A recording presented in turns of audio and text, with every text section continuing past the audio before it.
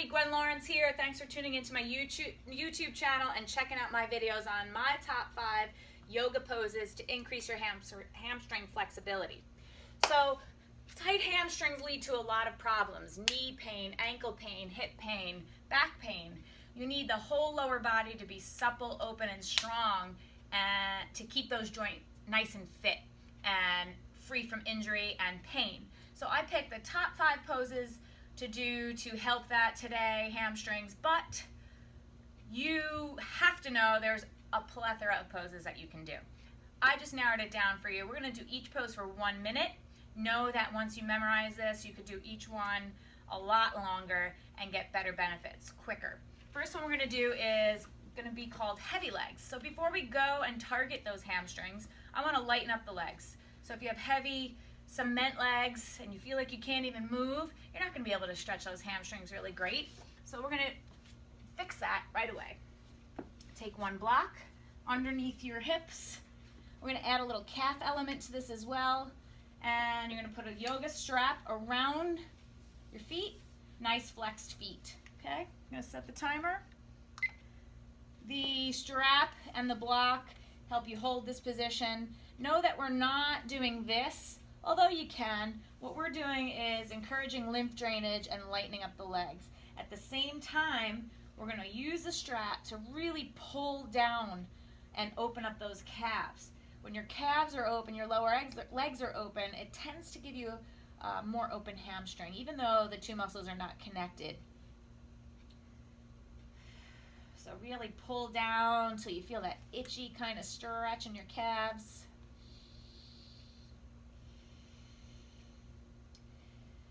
As you pull down with the balls of the feet, you push to the ceiling through your heels.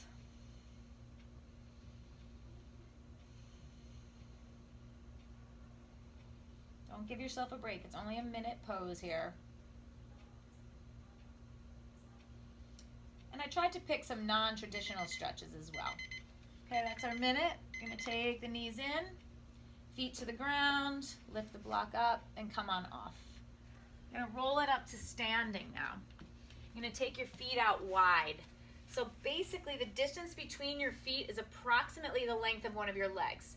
I want your feet parallel, and I want you to plug the whole foot in. So don't round out and overstretch the outer ankle. Keep the foot nice and grounded.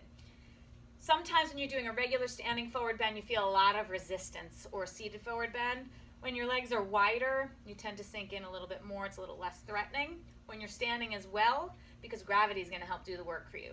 So go ahead and from that hip joint, hinge yourself over halfway. This is where you're going to bring your hands down to the ground, and then keeping that back nice and flat. You might feel a good stretch here. If you want to go further, bring it all the way over. Tailbone up to the ground. Exhale, the upper body's very heavy. It doesn't matter how low you are here as long as you're feeling a stretch and you're breathing.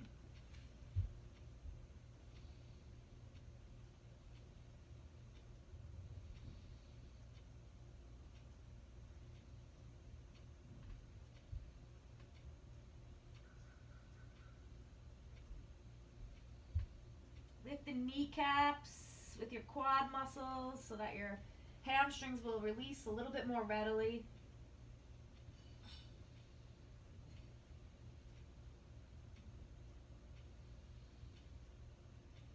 Notice which one's tighter.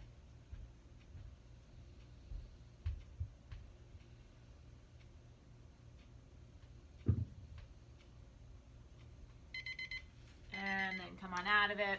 Come up slow, or go ahead and bring it down. Don't come up quick, you just get dizzy. Next one we're going to do is a little surprising as well.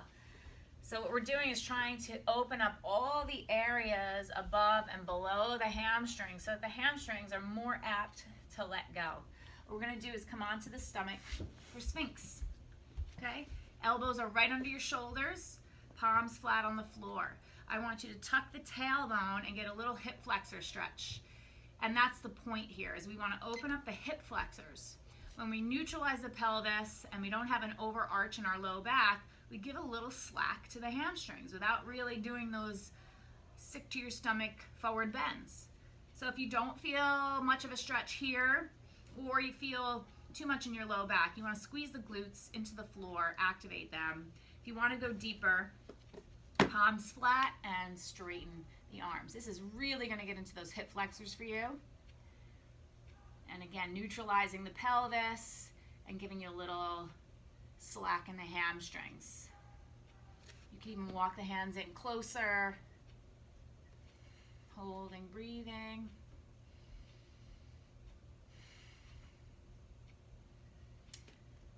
So if you need a little bit more detail on this, you can go to my blog. I wrote an article for ESPNW on the top 5 poses to open tight hamstrings.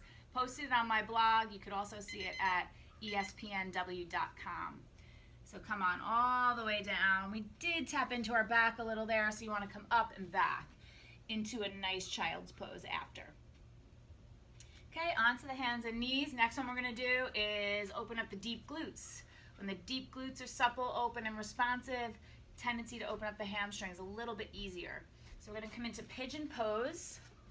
Okay, if you have knee problems, you want to adjust this left lower leg and do your left leg first, or sit on the left butt cheek, but square the chest forward so you do feel that left glute.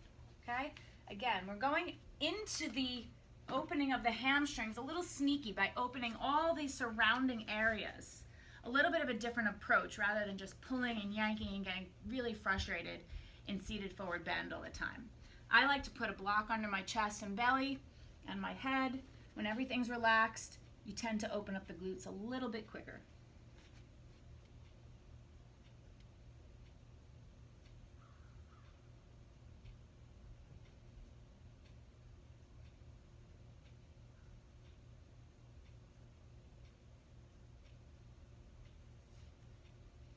No shoulder tension, neck is heavy.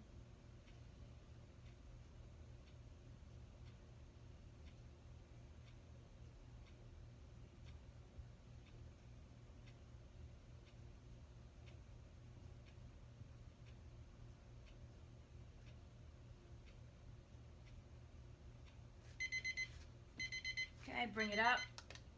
Tuck your back toe, lift up into a brief little down dog so you can pedal it out a little bit. Another opportunity to open up the calves, and not to mention a good hamstring stretch.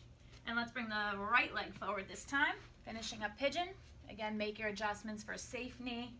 You want to feel glute stretch, leg stretch. You don't want knee pain ever. Bring it down, rest the chest and belly, rest the head.